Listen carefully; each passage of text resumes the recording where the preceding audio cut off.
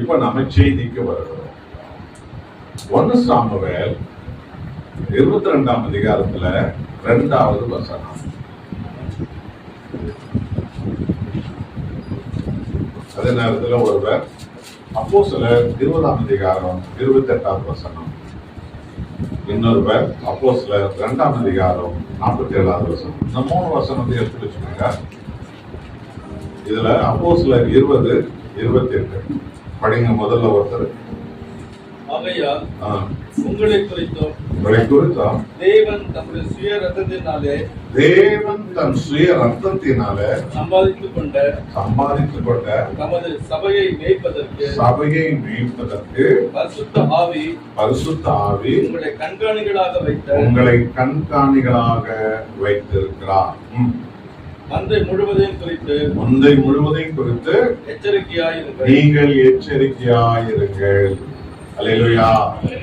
அப்போ சபை யாரால் உருவாக்கப்பட்டது என்று சொன்னால், பலத்தினாலும் அல்ல, பராக்கிரமத்தினாலும் அல்ல, என்னுடைய ஆவியினாலே, தேவனாலதான் ஒரு சபை உருவாக்கப்படுகிறது. விளங்கிச்சவங்களுக்கெல்லாம் விளங்கிச்சவங்க இல்லையா? சரி, சபை என்றால் என்ன? கட்டிடம் அல்ல, இது கட்டிடம் அல்ல. இங்க நம்ம ஜெபிக்கிறதுனால இங்க ஒரு சபையா இருக்கிறோம். நாம இந்த ஜெபம் பண்றதா விட்டுட்டு நம்ம வீடுகளுக்கு போய் சேர்ந்துட்டோம்னா, ஒருவேளை இங்க இருந்து ஒரு காலத்துல காலி பண்ணிட்டு போயிட்டோம்னா, இதெல்லாம் என்ன? இது ஒரு வீடு.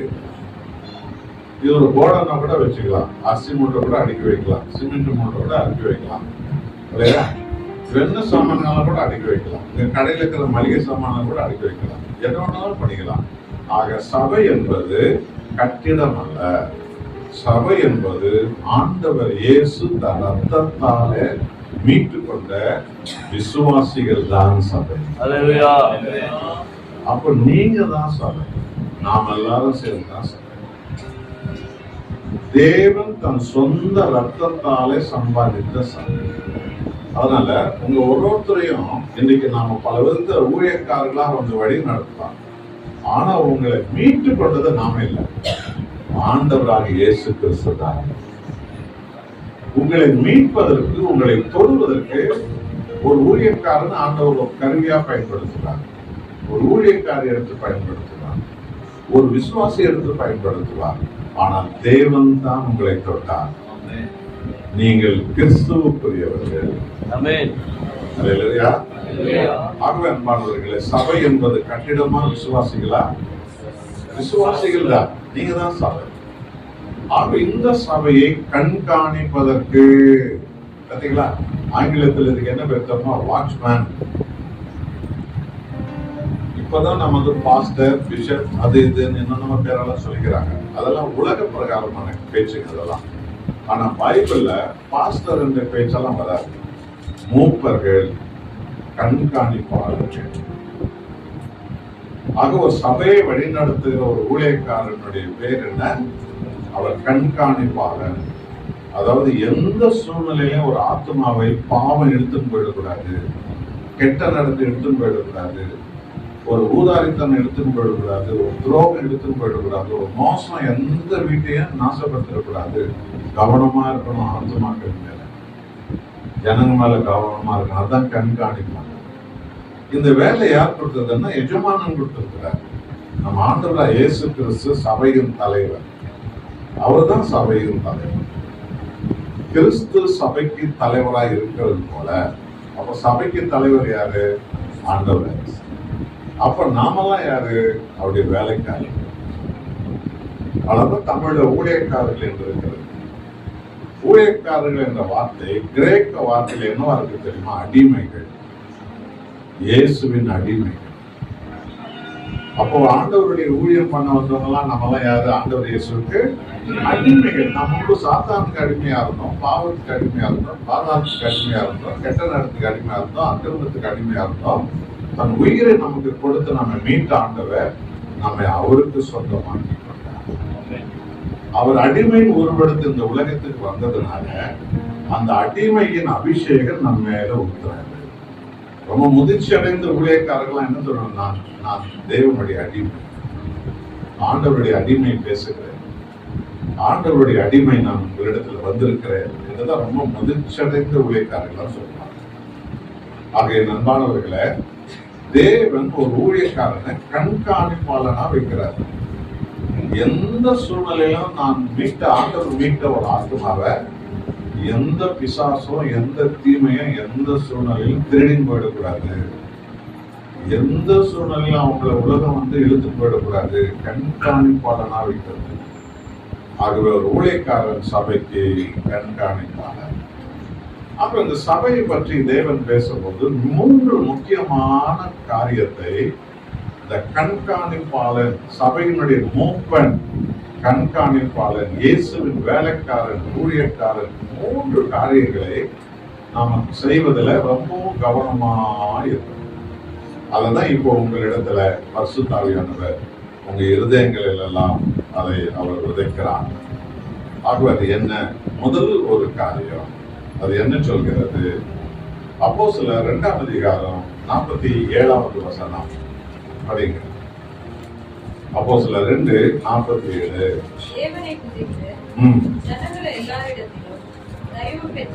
இதுதான் ரொம்ப முக்கியம். நம்ம எங்க ஊழியம் பண்றோமோ அங்க நாம முதல்ல தேவனை துதிக்கிறோம், தேவனை ஆராதிக்கிறோம், தேவனை மகிழ்ப்படுத்துறோம். ஆனால் இங்க இருக்கிற நல்லவனோ கெட்டவனோ மோசமானவனோ அவனோ இவனோ குடிகாரனோ திருடனோ என்ன பேர்ல எவன் இருந்தாலும் எல்லா ஜனங்க கட்டி நம்மளாம் எப்படி இருக்கணும்? தயவு பெற்றவங்களா இருக்கணும்.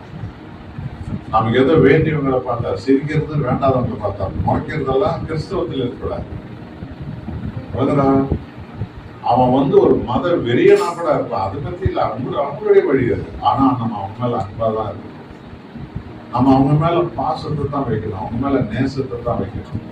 ஆக அப்போஸ்தலர்களை பரிசுத்த ஆவி நிரப்பின போது அவர்கள் ஜனங்கள் எல்லாரிடத்திலும் தயவு பெற்றிருந்தார்கள்.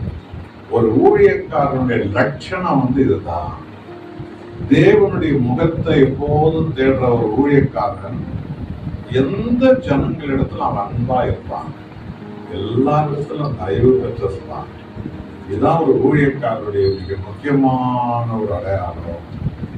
அதுதான் அடுத்தவன மனம் திருப்போம். நாம எவ்வளவு இவங்களை பரியாசம் பண்றோம், எவ்வளவு புறக்கணிக்கிறோம், ஆனா நம்ம மேல அவங்க எவ்வளவு அன்பா இருக்கிறாங்களே, எவ்வளவு கர்சனையா இருக்கிறாங்களே. நம்ம அவங்க பண்ற ஜபத்துக்கு நம்ம போறதுதான் இல்ல, போவாதன்னு கூட எவ்வளவு பேர் சொல்லி இருக்கிறோம். ஆனா நம்ம வீட்டுல ஒரு வியாதின்னு சொன்னா நம்ம ஓடி வந்தாங்களே, நம்ம வீட்டுல ஒரு பிரச்சனைன்னு சொன்னா நம்ம ஓடி வந்தாங்களே, நம்ம வீட்டுல ஒரு வேதனைன்னு சொன்னா அவங்க வந்தாங்களே முன்னால. பாருங்க, இதுதான் எந்த மனுஷனையும் இயேசு கிறிஸ்துவிட்ட கொண்டு வந்து சேர்க்கணும். ஆகவே ஒரு ஊழியக்காரன் ஜனங்கள் எல்லாரிடத்திலும் தயவுள்ளவனாய் பெற்றவனாய் இருக்கணும். சரி, அடுத்த வசனம் நம்ம படிங்க. ரட்சிக்கப்படுகிறவர்களை, இந்த வசனத்தை நல்லா கவனிங்க. ரட்சிக்கப்பட்டவர்களையா அல்லது ரட்சிக்கப்படுகிறவர்களையா? ரட்சிக்கப்படுகிறவர்களை கர்த்தர் அனுதினமும். அதனால ஒரு சபைக்கு யார் ரொம்ப முக்கியமா சேரணும் தெரியுமா? ரட்சிக்கப்பட வேண்டியவர்கள். நல்லா கவனிச்சுக்க இந்த சத்தியத்தை, நல்லா கூர்ந்து ஆழமா சிந்திப்போம். நாம நம்ம சில நேரத்துல என்ன பண்ணிடுறோம்னா, மாம்சிகமா நமக்கு யாரும் அவர் தெரிஞ்சா நீவா நேரத்தில் இனிவா இவரா இவங்க கூடவே நம்ம ரொம்ப காலம் வேஸ்ட் பண்ணிடுறோம். இல்ல, அவங்களாம் எங்க ஏதோ ஒரு ஐக்கியத்தில் இருக்கிறாங்க, அவங்களாம் விட்டுடுவோம். நமக்கு யார் வேணும்? இந்த ரட்சிக்கப்பட வேண்டியவங்க வேணும். ஆக இது ஆரம்ப கால சபையில தேவன் எப்படி நடத்தினாருங்கிறத நான் சொன்ன 1 சாமுவேல் 22ஆம் அதிகாரம் 2வது வசனம். இப்போ பாருங்க, ஒடுக்கப்பட்டவர்கள். நல்லா கேளுங்க, நல்லா கேளுங்க, இந்த வசனத்தை கேளுங்க. ஒடுக்கப்பட்டவர்கள் எல்லாம் வாய் தரணும் சொல்லுங்க. யார் இவங்க புரியுதா? யார் இவங்க புரியுதா? வாழ தெரியாதவங்க, குடிகாரங்க, உடைஞ்சு போனவங்க, ஊதாரியா இருக்கிறவங்க, கீழா நடக்கிறவங்க, குடும்பத்தை நடத்த தெரியாதவங்க, ஏழை பாடைங்க, ஒரு வசதி இல்லாதவங்க, சாப்பிடறதுக்கே வாய்ப்பு இல்லாதவங்க, வளர்றதுக்கே வசதி இல்லாதவங்க, அவங்கள சமுதாயத்தில் யாருமே ஏத்துக்கிறதே இல்லை. அவனை வந்து பாக்குறவனெல்லாம் காசு இருக்கிறவன அவனை கேவலமா பாக்குறான். வசதி ஒண்ணு வந்துட்டா மற்றவனால ரொம்ப மட்டமா பாக்குறான், ரொம்ப ஒரு கேவலமா பாக்குறான், மட்டமா பாக்குறான். இல்ல, இந்த ஒடுக்கப்பட்டவர்களையும் கடன்பட்டவர்கள், ரெண்டாவது யாரு? கடன்பட்டவங்க. நீங்க நினைச்சிட கூடாது 50 லட்சம் கடன் வாங்கிட்டு கட்ட முடியாத சொல்லு. 500 ரூபாய் கடன் வாங்கிட்டு கட்ட முடியாதனால கால் பேசுறதுன்னு இருக்கிறாங்க. தெரியுமா உங்களுக்கு? ஏமா இந்த பக்கம் போறது இந்த பக்கம் போற? ஐயோ ஏயா கேக்குற? அந்த வீட்டுல இருக்கிற நாத்தனாரு அவங்க கிட்ட நான் ஒரு 500 ரூபாய் வாங்கிட்டேங்க, வாங்கி 1 மாசம் ஆச்சுங்க, கொடுக்க முடியலங்க. அதான் அந்த பக்கம் போனா என்ன கேட்டுருவாங்களோன்னு பயந்து இந்த பக்கம் போனேன். எவ்வளவு? 500 ரூபாய் கடன். ஏங்க நீங்க நாம எல்லாம் போய் ஒரு ஹோட்டல்ல போனா 4 மசாலா தோசை சாப்பிட்டாலே 500 ரூபாய் பில் ஆயிடும். ஆனா இந்த 500 ரூபாய் கட்ட முடியாத ஏழைப்பாடுகள் இருக்கிறாங்க தெரியுமா? ஆகவே ஒடுக்கப்பட்டவர்களும் கடன்பட்டவர்களும் முறுமுறுக்கிறவர்கள் முறுமுறுக்கிற யாவரும் அவனோடு கூடிக்கொண்டார்கள். அப்போ சபைக்கு யார் வந்து சேரணும்? யார் வந்து சேரணும்? இந்த ரோட்ல சுத்துறவன், அந்த குப்பை மேட்ல உட்கார்ந்து இருக்கிறவன், அந்த சாராய கடை கிட்ட விழுந்துக்கிறவன், அந்த அடிதடி சண்டையில இருக்கிறவன், அந்த வேதனையில இருக்கிறவன், அந்த துக்கத்தில் இருக்கிறவன், அந்த துயரத்தில் இருக்கிறவன், அந்த கண்ணீர்ல இருக்கிறவன், ராத்திரிக்கு சாப்பாட்டுக்கு என்னையா வழியும் கூட தெரியாத இருக்கிறானே, இப்படிப்பட்ட சகோதர சகோதரிகள், குழந்தைங்க, பிள்ளைங்க தான் சபைக்கு வந்து சேரணும். அன்பானவர்களே, நீ இயேசு கிறிஸ்து என்னும் நிஜமானவனுடைய பாதத்தை தேடினால் கர்த்தர் நமக்கு சொல்லுவார், இந்த இடத்துக்கு போ, இந்த வீட்டுக்கு போ, இந்த தற்கொலை பண்ணி சாக போறாங்க ஒரு பொண்ணு, அங்க போ. அங்க வந்து ஒருத்தன் வந்து அவமானப்பட்டு அழுதுங்கிறான், அங்க போ. ஒருத்தன் சாப்பாடு இல்லாம இருக்கிறான், அங்க போ. ஒருத்தன் வியாதியில இருக்கிறான், அங்க போ. ஒருத்தன் பிசாசுப்படியில் இருக்கிறான், அங்க போ.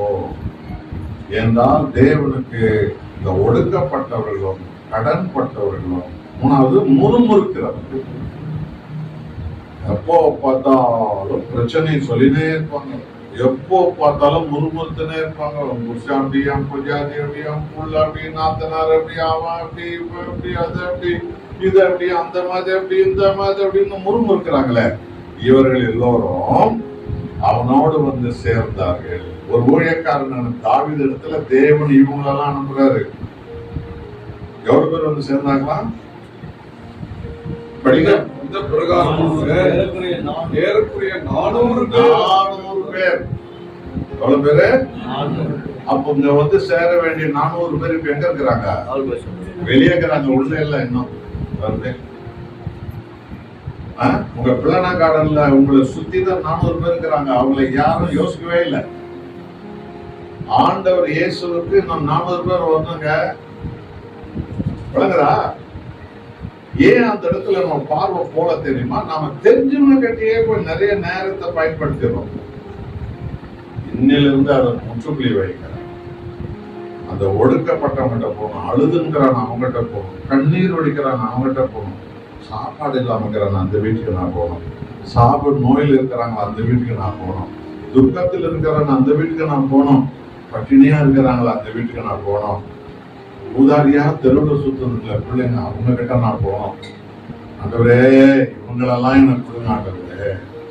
அங்க பாருங்க, தாவீது என்னும் ஒரு ஊழியக்காரத்துல தேவன் இந்த ஒடுக்கப்பட்டவர்கள், கடன்பட்டவர்கள், முறுமுறுக்கிறவர்கள் என்கிற 400 பேரை அனுப்பினாராம். எதுக்கு என்றால் தேவன் ஒரு ஊழியக்காரனை அவன் ஆண்டவர் சமூகத்தை தேட தேட தேட தேட அவனை ஆவியால அபிஷேகம் பண்றாரு. அந்த அபிஷேகம் பண்ணவங்கிட்ட இந்த ஒடுக்கப்பட்டவன், இந்த கடன்பட்டவன், இந்த முறுமுறுக்கிறவங்க சேரும் போது இந்த அபிஷேகம் அவர்களை விடுதலை செய்கிறது.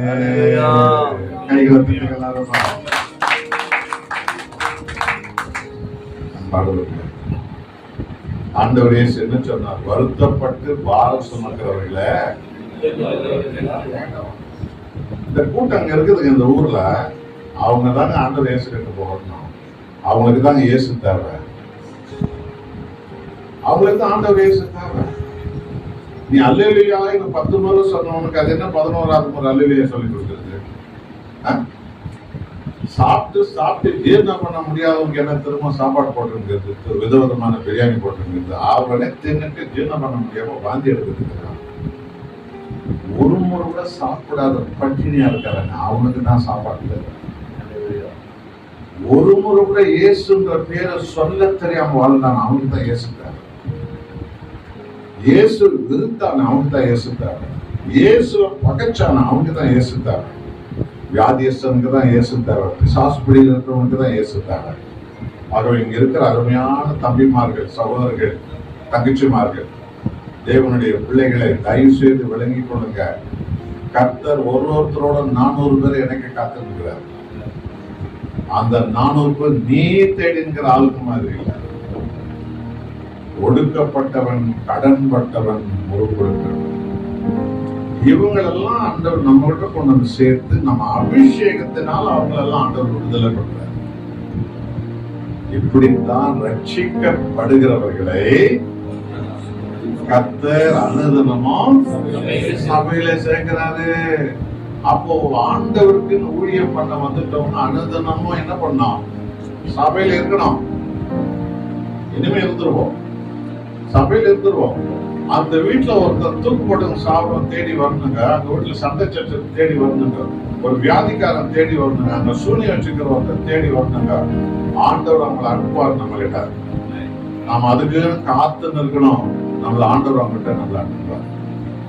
இப்படித்தான் இந்த ஒடுக்கப்பட்டவங்க இப்ப இந்த சபைக்கு வந்து சேர வேண்டிய எத்தனை பேர் இருக்கிறாங்க? 400 பேர். பிள்ளைநாடு சேர வேண்டிய எத்தனை பேர் இருக்கிறாங்க? 400 பேர் இருக்கிறாங்க. ஆண்டவரே, இந்த வசனத்தை வச்சு நான் டிக்ளேர் பண்றேன், ஆண்டவரே, இவங்க எல்லாம் எனக்கு வேணாம், எனக்கு இவங்க தான் வேணும், இவங்க தான் எனக்கு வேணும், எனக்கு கொடுங்க, இவங்க எல்லாம் கொடுங்க, எங்களை கொடுங்க. அதுதான் பரிசுத்த ஆவியால் வழிநடத்தப்பட்ட ஆண்டவருடைய ஊழியக்காரனான பவுல் என்ன சொல்றாரு? ரோமர் 15ஆம் அதிகாரத்துல 18வது வசனம். ரோமர் 15:18வது வசனம் பாருங்க, வாசிங்க ஒருத்தரு. புறஜாதியாரை வார்த்தையினாலும், நல்ல கேள்வி பாருங்க, பவுல் என்ன சொல்றாரு? புறஜாதியாரை வார்த்தையினாலும் யாரு? கிறிஸ்தவங்களா, கிறிஸ்து இல்லாதவங்களா? கிறிஸ்து அல்லாதவர்கள். அவங்கதான் ஒடுக்கப்பட்டவங்க, அவங்கதான் கடன்பட்டவங்க, அவங்கதான் முறுமுறுக்கிறவங்க, அவங்கதான் இன்னைக்கு பிசாசு பிடியில் இருக்கிறாங்க, சாப பிடியில் இருக்கிறாங்க, தரித்திர பிடியில் இருக்கிறாங்க, அவங்கதான் இருக்கிறாங்க. காவல் பயிற்சி சேர்ந்தனால இந்த மாதிரி 400 பேர் இல்ல, 40,000 பேர் இருக்கிறாங்க. இவங்களுக்கு தான் இயேசு கிறிஸ்து தேவை, இவங்களுக்கு தான் வேணும்.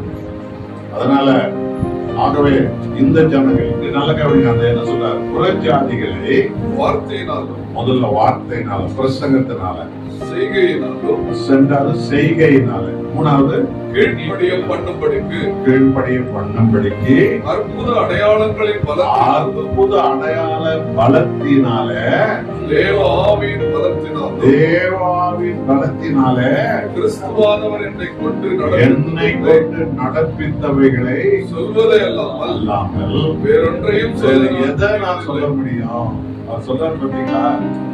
கிறிஸ்து அல்லாத ஜனங்க மத்தியிலே ஆண்டவர் பிரசன்னமா பண்ண வச்சாரு, அற்புதமும் செய்ய வச்சாரு. அப்ப இந்த ஒடுக்கப்பட்டவன் மத்தியில் ஒரு அற்புதம் நடந்து என்ன நடக்கும்? அவன் குடும்பம் போற்றமெல்லாம் சேர்ந்துருக்குங்க. இந்த குடிகாரர் வீட்டுல ஒருத்தர் ரட்சிக்கப்பட்ட குடும்பமே சேர்ந்துருங்க. ஒருத்தர் பிசாசு பிடிச்சல இருக்கிற ஒருத்தர் வீட்டுல ரட்சிக்கப்பட்டான்னா அவன் குடும்பம் போத்திரம், சித்தப்பா, பெரியப்பா, மாமா, மாச்சான் எல்லாம் மத்த பேர் சேர்ந்துருவாங்க. ஒரு வியாதியில இருந்து ஒருத்தர் எழுந்துட்டான்னா அவன் குடும்பம் போத்திரமெல்லாம் சேர்ந்துருங்க. விளங்குதா? ஒருவன் என்னோடு கூட இருக்க, இயேசுவோடு இரவும் பகலும் இருக்கும்போது அதெல்லாம் நடக்கும். ஆகவே அன்பானவர்களே, பவுல் சொல்ல பாருங்க, பிரசங்கத்தினால மாத்திரமல்ல அற்புத அடையாளங்களினாலே அவர்களை கிறிஸ்துவுக்கு ஆதாயப்படுத்தினோம். அதோடு மாத்திரமல்ல, இங்க என்ன சொல்றாரு? 20வது வசனம். மேலும் அவருடைய செய்தியை அறியாதிருந்தவர்கள் காண்பார்கள் என்றும், கேள்விப்படாதிருந்தவர்கள் உணர்ந்து கொள்வார்கள் என்றும் எழுதியிருக்கிறபடியே நான் மற்றொருவனுடைய அஸ்திபாரத்தின் மேல் கட்டாதபடிக்கு. பாத்தீங்களா? மற்றவர் மேல் அஸ்திபாரத்தின் மேல் நான் கட்டாதபடி கிறிஸ்துவனுடைய நாமம் கிறிஸ்துவின் நாமம் சொல்லப்பட்டிராத இடங்களில சுவிசேஷத்தை சுவிசேஷத்தை நாங்க அறிவித்தோம். சென்ற வாரம் நான் அந்த எண்ணூர் மெயின் ரோட்ல ஒரு இடத்துக்கு நான் போயிருந்தேன். Revival gospel mission. அந்த தம்பி பாஸ்டர் சதீஷ் என்பவர் சொன்னாரு, அசோகா தியேட்டர் மீட்டிங் நடக்கும் பொழுது நான் அங்க பல வாலிபர்களோடு ஒருத்தனா நான் நின்று பார்த்துட்டு இருந்தாங்க. அந்த மீட்டிங்ல ஒரு வார்த்தை என்னை தொட்டது. என் வாழ்க்கையின் ஆண்டவருக்கு நான் அதனுடைய விளைவு இன்றைக்கு இவ்வளவு ஜனங்களை எனக்கு தேவை கொடுத்திருக்கிறார். அப்ப அந்த இடத்துல அந்த 17வது ஆண்டு விழாவுக்கு அந்த வாரம் நான் போயிருந்தேன். அப்போ அவர் சபை வச்சுக்கிறார். சபைக்கு மேலே ஒரு ஆள் போட்டி போட்டு அந்த ஒரு இடம் வாங்கி சபை வச்சுக்கிறேன். வேற இடம் வச்சுக்கிறாங்க. ஒருத்தன் கீழே ஒரு சபை, மேலே அந்த இடத்த அவன் பணம் கட்டிட்டு இன்னொரு 50,000 ரூபாய் ஜாஸ்தி கொடுக்குறேன்னு சொல்லிட்டு மேல வந்துக்கிறேன். நான் அவருக்கு சொன்னேன், தம்பி தயவு செய்து நான் சொன்னேன், ஊழியம் என்பது உன்னுடையதல்ல, என்னுடையது. மனுஷ திறமையானதல்ல ஊழியம், அது தேவனுடைய. அப்போ உனக்கு இன்னும் ஒடுக்கப்பட்டவன், அடிக்கப்பட்டவன், கண்ணீர் ஒடுக்கிறவன், வியாதிக்காரன், சாபத்தில் இருக்கிறவன் ஆண்டவனுக்கு கொடுத்து இருக்கிறான். நீ எதுக்கு இந்த பொறாம கொஞ்சம் எரிச்சல் கொஞ்சம் மத்தியில நீ மல்லு கட்டிட்டு இருக்கிற? நீங்க இருக்காத, நீ காலிபடி போய் விடாதப்பா, விடாத. உலகப்புறமா சொல்லிருக்கல, இல்ல விடணும். ஏன்னா நமக்கு ஆண்டவர் ஒரு பெரிய கூட்டத்தை வச்சிருக்கார். உடனே அடுத்த நாள் அவர் போன் அடிச்சு சொன்னார், ஐயா என்ன ஆச்சரியம், 300 பேர் உட்கார இடத்தை எனக்கு ஆண்டவர் கொடுத்துட்டாரு. கைத்தட்டுங்க எல்லாரும். முதல்ல இந்த இடம் ஒரு 35 பேர் உட்கார இடம். இப்ப எவ்வளவு பேர் இடம் கொடுத்தாரா? 3 பேர் உட்கார. அது பாருங்க, பரிசுத்த ஆவியால் நடத்தப்படுறவங்க என்ன சொல்றாங்க, இயேசுவின் சுவிசேஷம் அறிவிக்கப்படாத இடத்திலே நாங்கள் போக விரும்புகிறோம். இதுதான் இந்த ரட்சிக்கப்படுகிறவர்களை கர்த்தர் சபைக்கு கொண்டு சேர்க்கிறது. அப்ப இந்த ஒடுக்கப்பட்டவன், அந்த குடிகாரன், அந்த திருடன், இந்த மோசக்காரன், இந்த விபச்சாரக்காரன், கட்ட நடத்துறவன், தாறுமாற வாழ்ந்தவன், பிசாசுகளில் இருந்த ஏழை எளிய ஜனங்கள்லாம் தெரியாம வாழ்ந்துட்டாங்க. ஆனா அவங்கெல்லாம் ஆண்டவர் இயேசுவை ஆராதிக்கிறதுக்கு வரும்போது அங்க அந்த அபிஷேகம், அந்த செய்தி அவங்க வாழ்க்கையை உணர்த்தும், அவங்க ஆத்துமாவை தொடும், அவங்க கண்ணீரை துடைக்கும். அவர்கள் ஆண்டவர் இயேசுவை தேடுவார்கள். அந்த பிசாசுகள் ஓடும், வியாதிகள் மறையும். தேவன் அங்க அற்புதங்களை செய்வார். இப்படிதான் சபை பெருகும். ஆகவே இன்றைக்கு இங்க ரொம்ப நாள் இருக்கக்கூடாது. நானே சொல்ல ரொம்ப நாள் இருக்காது. ஆண்டவரே எனக்கு 1000 பேர் உட்கார்ற இடத்த இங்க இருந்து நாங்க 1000 பேரை பிடிப்போம். 1000 பேர் வேணும். எங்க பிசாசு பிடிச்ச நாங்க அங்க போவேன், எங்க வியாதிக்கார அங்க நான் போவேன், எங்க குடிகார அங்க நான் போவேன், எங்க கண்ணீர்ல இருக்கிறவங்க நான் போவேன். அவங்கதான் எனக்கு வேணாம். எனக்கு 1000 பேர் வேணும். இந்த இடத்துலதான் கர்த்தர் மகிமையடைவார். நான் திரும்பவும் சொல்லுகிறேன், சபை நம்முடையதல்ல, தேவனுடைய. நாம யாரும் சபைக்கு முதலாளிகள் கிடையாது, நம்மளோட வேலைக்காரர். அவர் ஒருவரே அவருடைய ஆலோசனையை கேட்டு நாம் நடப்பதுதான் நாம் அழைக்கப்பட்ட அழைப்பு. ஆகவே அருமையானவர்களே, இந்த ஏழை பாழைகளை, கண்ணீர் வடிக்கிறவங்க, கவலைப்படுறவங்க, சாபத்தில் இருக்கிறவங்க, துக்கத்தில் இருக்கிறவங்க, வியாதியில் இருக்கிறவங்க நான் போனாண்டவரே, என்ன அவங்க கிட்ட அனுப்புனாண்டவரே, எனக்கு ஜனங்க தான் வேணாண்டவர், அவங்க தான் வேணாம். தயவு செய்து இன்னிலிருந்து உங்களுக்கு தெரிஞ்ச ஆட்களோடு ரொம்ப தொடர்பு வைக்கிறத கட் பண்ணிடுங்க. ஏன்னா அவங்களுக்கெல்லாம் தெரியும் ஏற்கனவே என்ன புதுசா அவங்களுக்கு நம்ம சொல்லிக் கொடுக்க போறோம். ஒன்றும் கிடையாது. ஆண்டவரா இயேசுவை நான் ரட்சகரா ஏத்துக்கு நான் ஒரு புது அவன் சொல்றான், அவன் முகத்துல இருக்கிற அந்த வெளிச்சம் தான் நம்மளை ஆனந்தப்படுத்தும். ஒரு பாவி மனம் திரும்புவதனால பரலோகமே சந்தோஷப்படுது. இதுதான் நம்மளை எப்பொழுதும் ஆண்டவருடைய மகிமையை நம் முகத்துல இதயத்துல இறங்க வைக்கும். அல்லேலூயா. ஆக ரட்சிக்கப்படுகிறவர்களை கர்த்தர் அனுதினம் சபைக்கு கொண்டு வந்து சேர்க்கிறாரு. இங்க இருக்கிற அத்தனை பேரும் இனிமே இந்த வார்த்தையை கொள்ளுங்க. தயவு செய்து நீங்க ஆண்டவர் ஊழியர் செய்யணும்னு விரும்பினா அவர் எஜமானனா வச்சுட்டு உங்களை நம்மள வேலைக்காரனா வச்சுட்டு நீங்க இந்த ஒடுக்கப்பட்டவன், கடன்பட்டவன், வியாதிக்காரன், கண்ணில் இருக்கிறவன், துக்கத்துல இருக்கிறவன், சாபத்துல இருக்கிறவன், ரோடு ஓட்டுக்கிறவன், குப்பை தொட்டியில் இருக்கிறவன், சாராய கடைக்கிட்ட இருக்கிறவன், மாந்திரிக குழியில் இருக்கிறவன், பிசாசு குழியில் இருக்கிற இவனுங்கத்தான் எனக்கு வேணாம் ஆண்டவரே, இந்த ஜனங்கத்தான் எனக்கு வேணும், அவங்களத்தான் நான் உங்களுக்கு கொண்டு வருவேன். இதன் மேலதான் நீங்கள் நாம் எல்லோரும் பாரம் உள்ளவர்களாக மாற வேண்டும். சரி, சபையில வந்து ரட்சிக்கப்பட்டாங்களா? வேற எங்க ரட்சிப்பு கிடையாது. சினிமா தேட்டர்ல ரட்சிப்பு கிடையாது, பேங்க்ல ரட்சிப்பு கிடையாது, ஆபீஸ்ல ரட்சிப்பு கிடையாது, வேற எந்த ஊர் உலகத்துல இருக்கிற எந்த இடத்துல ரட்சிப்பு கிடையாதுங்க. ஆண்டவராக இயேசுவை விசுவாசிக்கிற இடத்துல தான் ரட்சிப்பு. கைகளை தட்டுகளாக. சரி, அந்த ரட்சிப்பு அவர்களுக்கு எப்படி கிடைத்தது? அதான் நம்ம முக்கியம். எபேசியர் 2ஆம் அதிகாரத்துல 8வது வசனம் ஒருத்தர் எடுத்து வாசிக்க.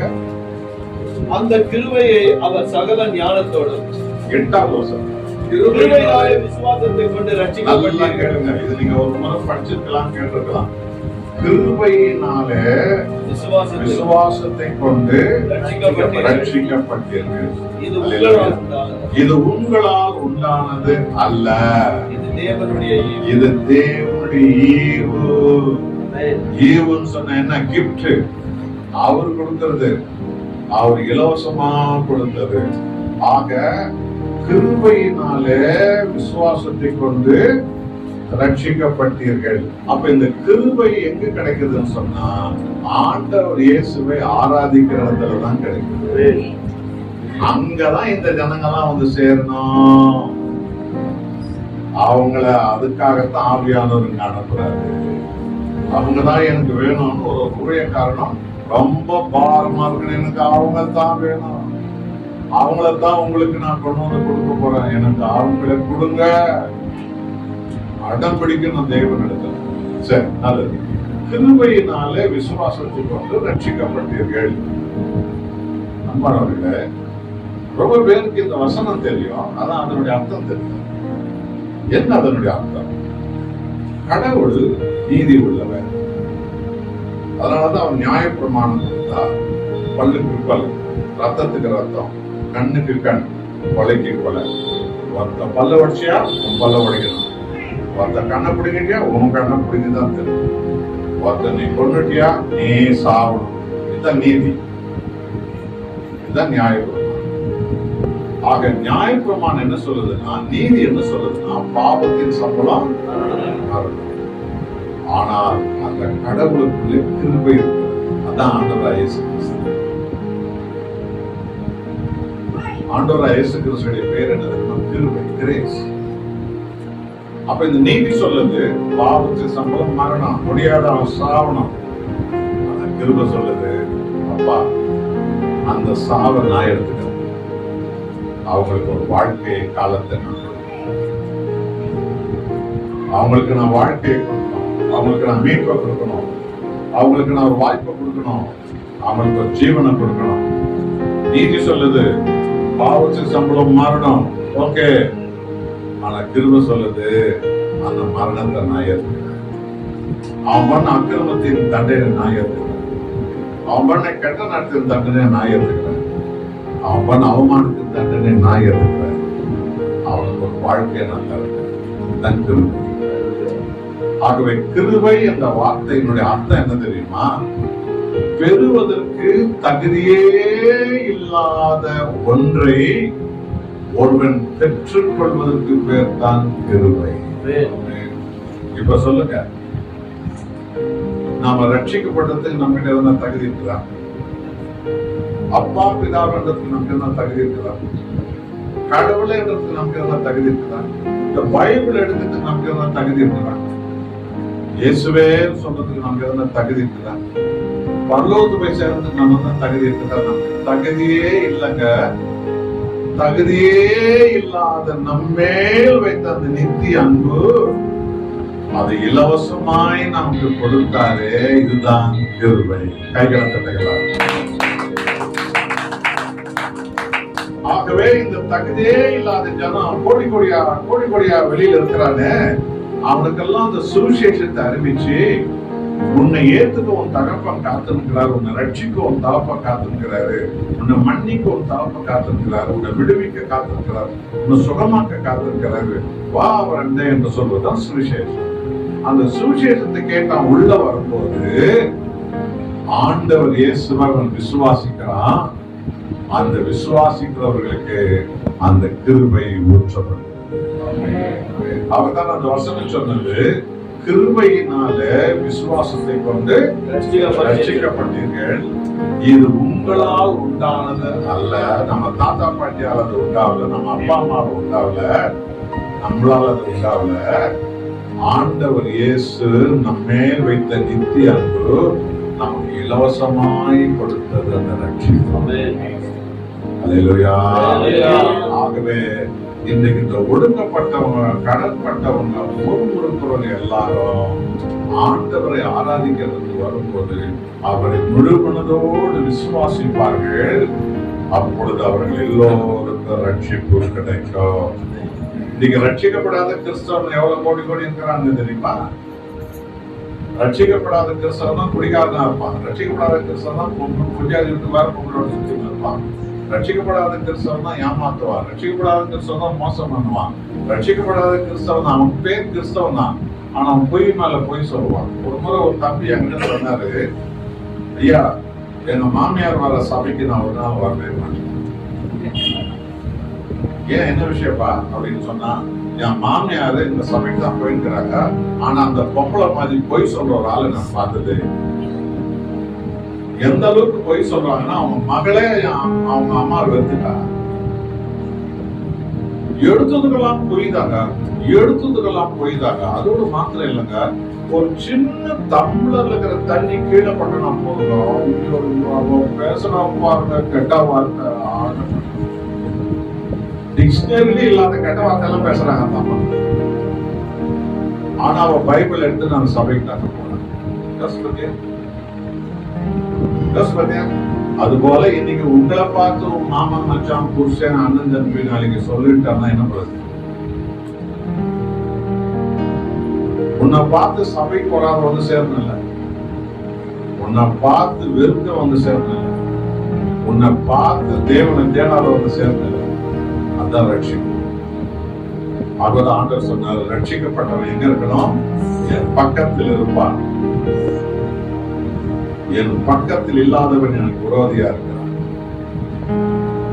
ஆண்டவர் இயேசு தன்னுடைய மீட்பராக ஏற்பவே ஏற்றிருந்தாங்களா? அந்த இயேசு விசுவாசியின் பிரசங்கம் பண்ணியிருப்பாங்க. அவங்க ஏற்கனவே அவ்வளவுதான். நல்லா ஞாபகம் வச்சுக்கோங்க, என் பக்கத்தில் இல்லாதவன் எனக்கு விரோதி, என்னிடத்தில் சேர்க்காதவன்.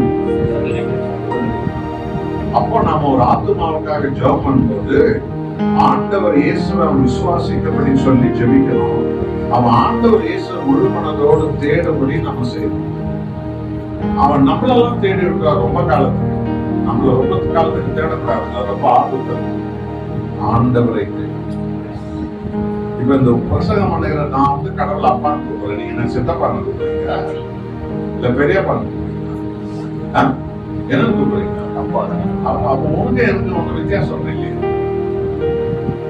அப்ப அப்பா பிதாவே என்று நீ ஜெபிக்க முடியாதா? நீ ஜெபிக்க முடியுமா? முடியாதா? முடியாது.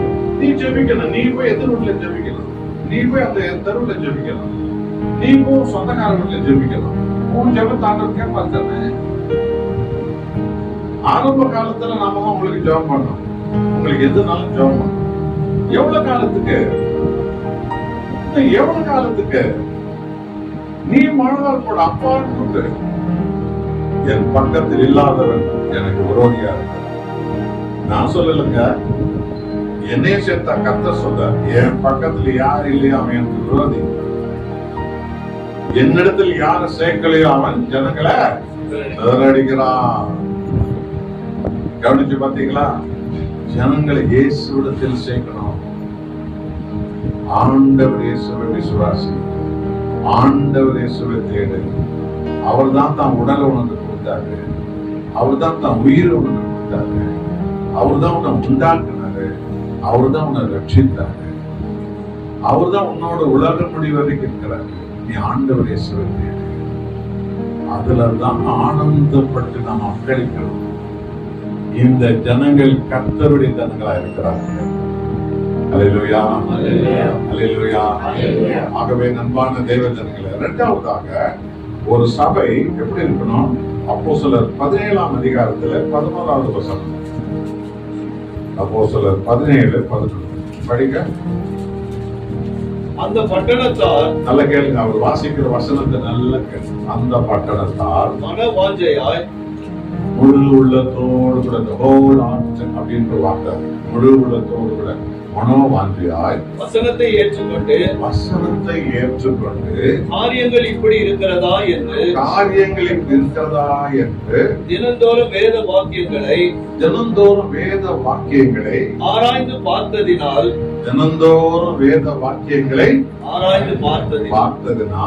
தெசலோனிக்கேயில் உள்ளவர்களை பார்க்கிறோம் நற்குணசாலிகளாய் இருந்தார்கள். அதாவது அந்த காலத்துல தெசலோனிக்கான்ற ஒரு ஊர் இருந்தது. அது இன்னைக்கு இருக்கிற இந்திரா நகர் மாதிரி.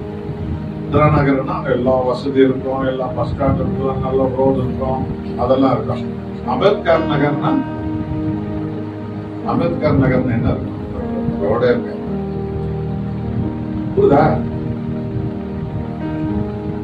அம்பேத்கர் நகர்னா ரோடே இருக்காதுங்க. அங்க சாக்கடை இருக்கும், அங்க பண்டிகை படுத்துட்டு இருக்கும், அங்க பிள்ளைங்க பேண்டு இருக்கும். அவன் அப்படி போவான், இந்த பக்கம் சைக்கிள் தூக்குவான், அது குறுக்க வந்துடும். இப்போ பேர் தான் அம்பேத்கர். அப்ப அந்த காலத்துல இந்த தெசலோனிக்காங்கிறது கிரேட் அலெக்சாண்டர் தன் தங்கச்சி பேரும் ஊருக்கு வச்சாங்க. அங்க எல்லா வசதியும் இருக்கு. அங்க போய் இயேசுவை போதித்தாங்களா? அங்க இருக்கிற வசதியில் இருந்ததுனால எவனுமே அதை கேட்க தரல. ஆனா அந்த ஏழைப்பாடு இருக்கிற இடத்துல போய் இயேசுவை போதிச்சாங்கன்னா, இந்த கண்ணீர் ஒழிக்கிறவன், கவலைப்படுறவன், வியாதிக்காரன், துன்பப்படுறவன், துயரப்படுறவன், பட்டினியா இருக்கிறவன், வாழ முடியாதவன், சண்டை சச்சல் இருக்கிறவன், ஊராரியா இருக்கிறவன், குடும்பம் எல்லாம் தற்கொலை பண்ணி சாப்பிட வீடா இருக்கிறவன், அங்க போய் பிரசங்கம். அதுக்கு பேர் தான் தெசலோனிக்கா, புறையான்ற பட்டணம். புறையாங்கிற பட்டணம் அம்பேத்கர் நகர் மாதிரி. அது ஒரு வசதி இல்லை. அங்க பண்டிகை படுத்துன்னு இருக்கும், அங்க பிள்ளைங்க பேண்டுன்னு இருக்கும், அங்கேயே உட்காந்து ஒருத்தர் இட்லி தின்னு இருப்பான், அங்கே ஒருத்தர் டாய்லெட் போயின்னு இருப்பான், இந்த பக்கம் ஒருத்தர் வெத்தலை பாக்கு போட்டு துப்பின்னு இருப்பான், அங்கே 4 பேர் படுத்துன்னு பாய் போட்டு தூக்கின்னு இருப்பான், அந்த பக்கம் பார்த்தா 4 ரவுடிங்க சண்டை போட்டு இருப்பாங்க. ஏன்னா மச்சான், வா மச்சான், போ மச்சான்னு சொல்லி இந்த கேங் அம்பேத்கர். இங்க போய் இவங்க சுவிசேஷத்தை அறிவித்தார்களா?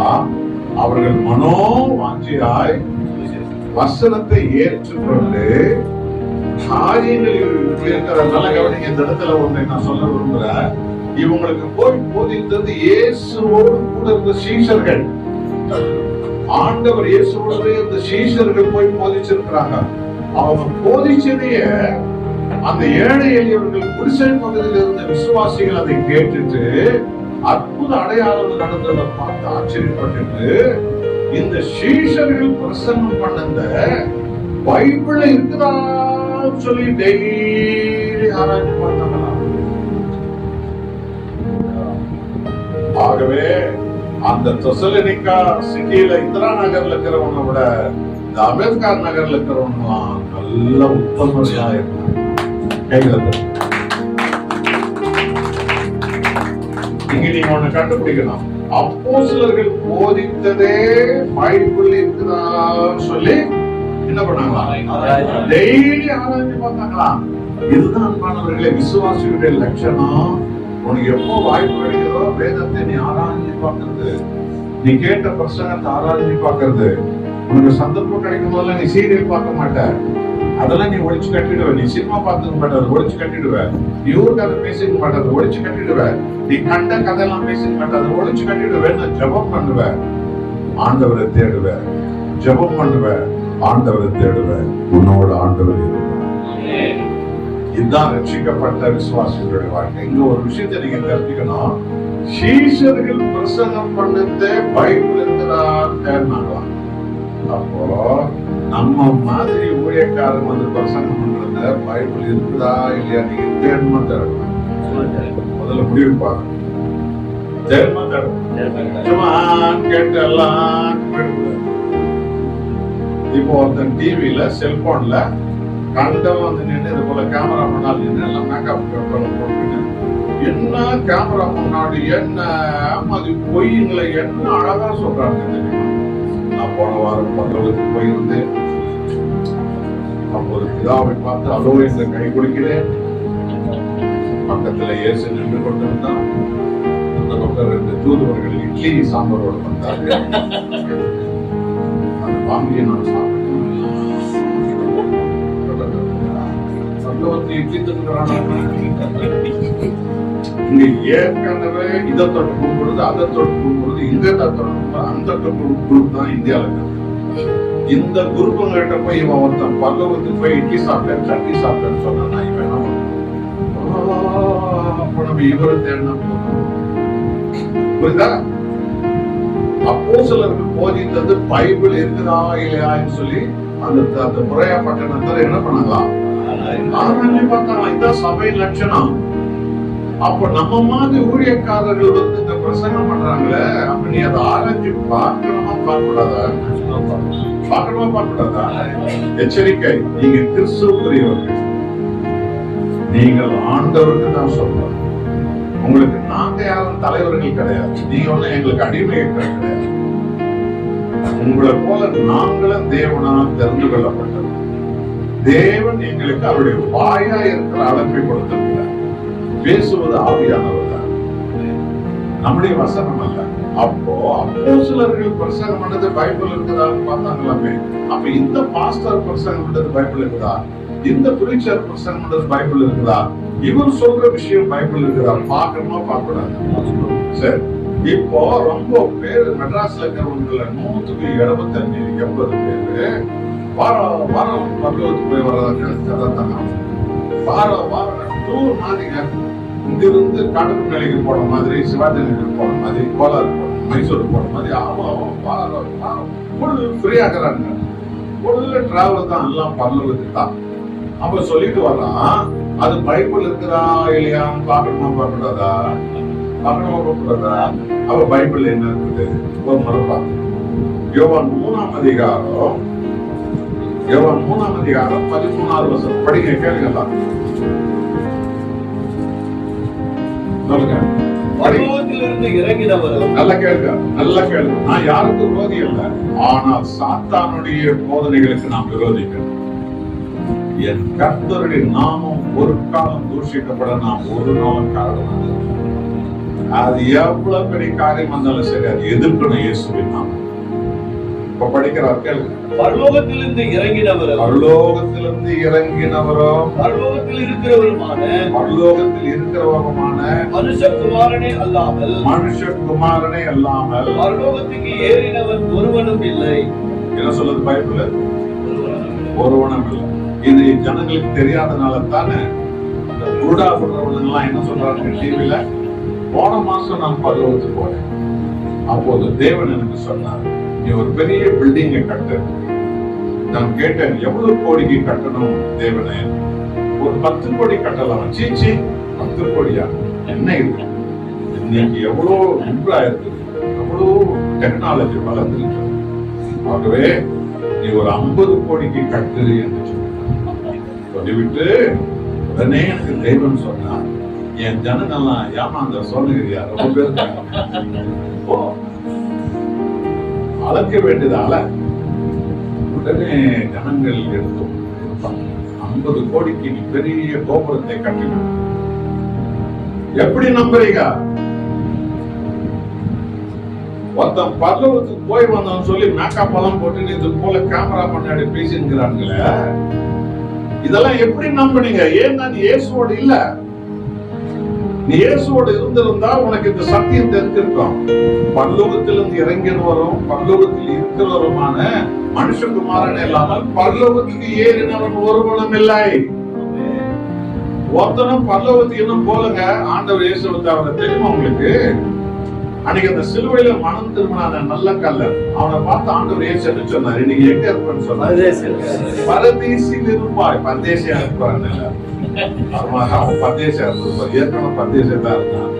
பரதேசில் இருப்பாய். பாரடைஸ். பாரடைஸ் என்பது வேறு, பரலோகம் என்பது வேறு.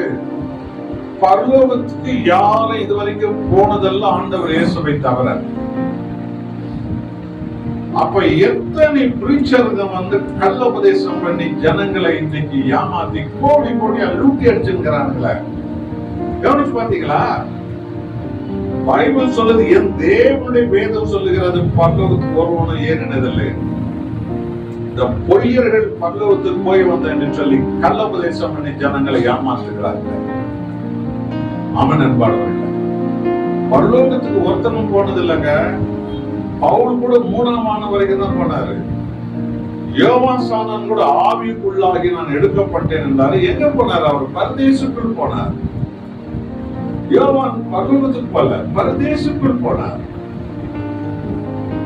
பரலோகத்துக்கு யாரும் ஆண்டவர் வந்துதான் எல்லாரையும் பரலோகத்துக்கு அழைத்து செல்லுவார். யோவான் 14ஆம் அதிகாரத்தில் ஆண்டவர் சொன்னார், உங்களுக்கு ஒரு வீட்டை நான் கட்டிவிட்டு நான் வந்து உங்களை என்னோடு அழைத்து செல்லுவேன். அது வரைக்கும் ஆண்டவரா இயேசு ரட்சகராக இருக்கிற பரிசுத்தவான்கள் பரிசுத்தவதிகள் ஆத்மாலாம் எங்க இருக்குது? பரதேசுக்குள் இருக்கிறது. அக்கிரமத்தில் வாழ்ந்த மனம் திரும்பாம செத்த ஆத்மாலாம் எங்க இருக்குது? பாதாளத்தில் இருக்கிற நரகத்துக்கு போல. ஆனா இருட்டு பாதாளத்தில் இருக்கிறாங்க எல்லாரும். அவர் வரும்போது அவங்கெல்லாம் நரகத்துக்கு போவாங்க. அவர் வரும்போது பரதேசத்தில் அவர்களெல்லாம் பரலோகத்துக்கு போவாங்க.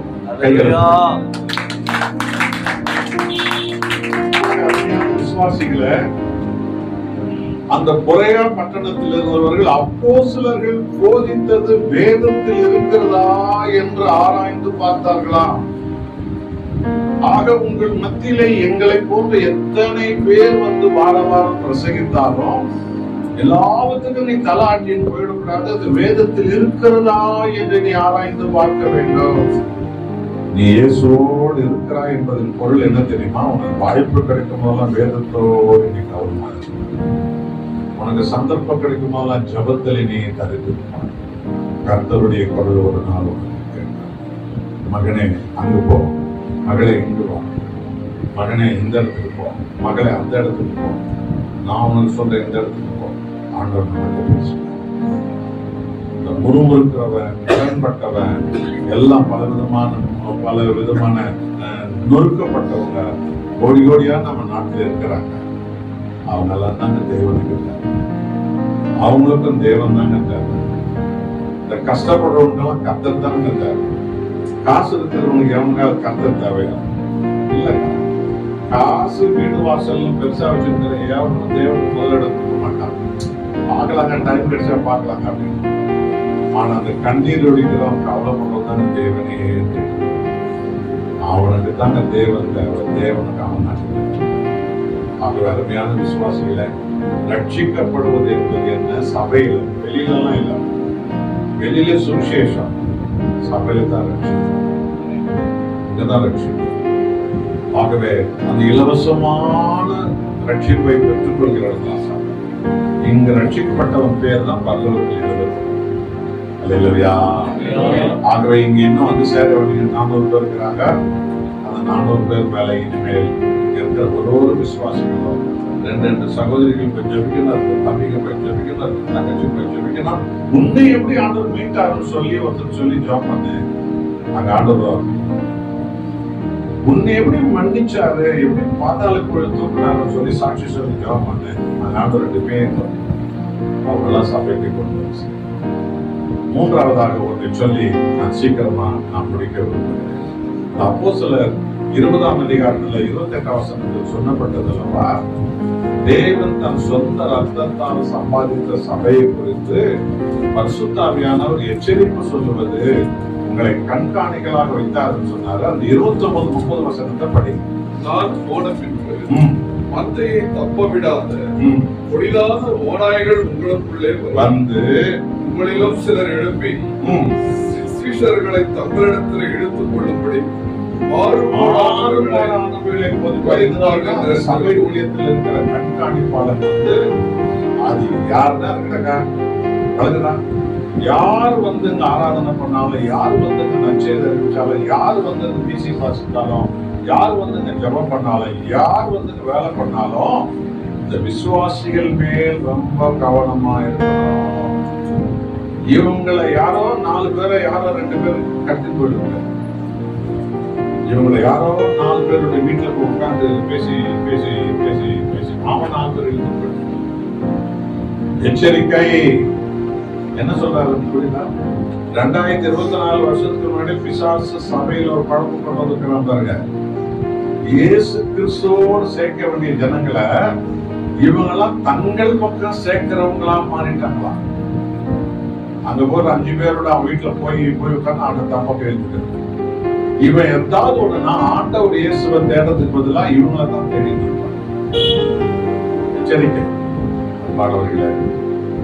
ஆகவே இதனுடைய பிரச்சனை எங்க வந்ததுன்னு சொன்னா 1 கொரிந்தியர் 3ஆம் அதிகாரத்துல பரிசுத்த ஆவியானவர் இந்த சத்தியத்தை இன்றைக்கும் சபைகளுக்கு சொல்கிறார். என்ன சொல்றாரு படிங்க. 1 கொரிந்தியர் 3ஆம் அதிகாரத்தை தயவு செய்து எடுத்து வச்சுக்கோங்க. அதுல இதோ 3வது வசனத்துல இருந்து இப்ப படிச்சிருவாங்க. நல்லா கேட்டுக்கோங்க. பொறாமையும் வாக்குவாதமும் வேதங்களும் உங்களுக்குள் இருக்கிறபடியால் ஒரு சபையில இருக்குது. இதெல்லாம் கொரிந்து சபையில இதெல்லாம் இருக்குது. பெரும்பாலும் வாக்குவாதம், வேதனை, பொறாமை, எரிச்சல் இதெல்லாம் ரோட்ல இருந்துச்சு ஒரு காலத்துல. இதெல்லாம் சாராயக்காடுல இருக்க வேண்டியது, இதெல்லாம் சாமியார் இடத்துல இருக்க வேண்டியது. இப்பெல்லாம் இதெல்லாம் எங்க வந்துடுச்சு? சபைக்குள்ள வந்துச்சு. உங்களுக்குள் இருக்கிறபடியால் நீங்கள் மாம்சத்துக்குரியவர்களாகவே இருக்கிறீர்கள். மனுஷமார்க்கமாய் நடக்கிறீர்கள். நீங்க மனுஷ உபதேசங்கள்ல தான் நிக்கிறீங்க. மனுஷ மார்க்கமாய் நடக்கிறீர்களே. கவனிச்சு பாத்தீங்களா? 2024 வருஷத்துக்கு முன்னாடி ஆண்டவர் என்ன சொன்னாரு? நான் என் சபையை கட்டுவேன், பாதாளத்தின் வாசல்கள் அதனை மேற்கொள்ளாது. அப்படின்னு என்ன அர்த்தம்னா, இயேசு கிறிஸ்து உருவாக்குற ஒரு ஊழியத்துல நரகம் வந்து ஜெயிக்க முடியாது. ஆனா நரகம் ஒரு பழக்கம். இங்கேயே 2 அவிசுவாசம் வச்சு இங்க 4 பேர் பிரிச்சிடும். இங்கேயே 2 அவநம்பிக்கை உள்ளவங்களை வச்சு அங்க 8 பேர் பிரிச்சிடும். இங்கே ஒரு கெட்ட நடத்த உள்ள ஒருத்தரை வச்சு இங்க மத்தவங்க மட்டும் அந்த கெட்ட நடத்தையே கொண்டு வந்துடும். எச்சரிக்கை. பாத்தீங்களா? இதுதான் இங்க சொல்றாரு. ஆகவே சபைக்குள்ள வெளியில இருக்க வேண்டிய வாக்குவாதம் எல்லாம் சபையில வந்துருச்சா, பொறாமெல்லாம் சபையில வந்துருச்சா, மாம்சீகம் சபையில வந்துச்சா, நீ என்ன நீ சொன்னாரா, நீ என்ன நான் என்ன, இந்த வாக்குவாதம் எல்லாம் சபைக்குள்ள வந்துச்சு. எப்படி வந்துக்குதுன்னா அடுத்த வசனத்தை படிங்க.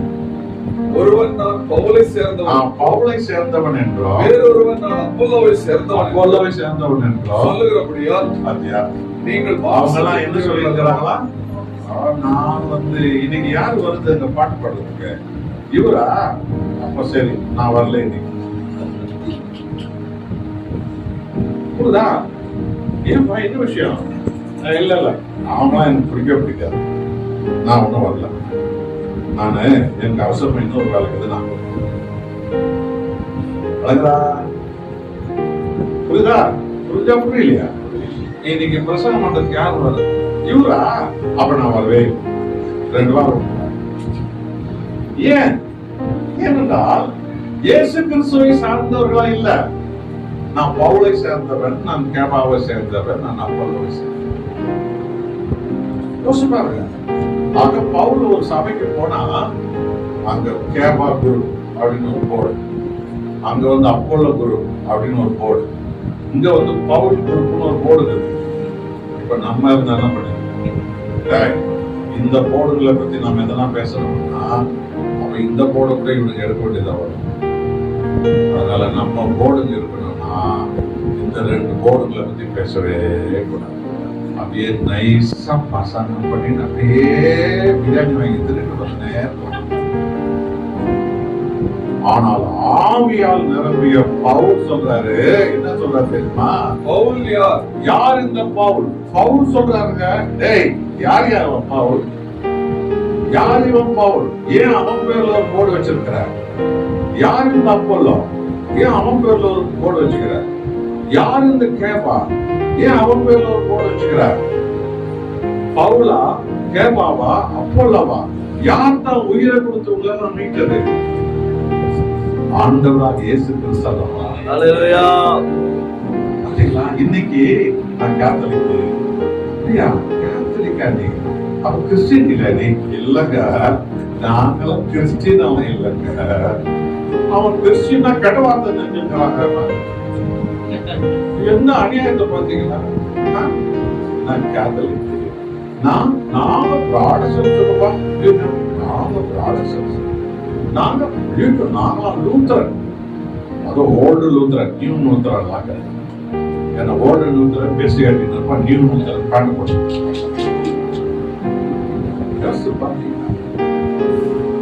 இயேசு கிறிஸ்துவை சார்ந்தவன் சொல்ல ஆள் இல்ல பத்தியா? இதுதான் அந்த வஞ்சகங்கள். இதைதான் பிசாசு தந்திரமா சபையில கொண்டு வருவான்.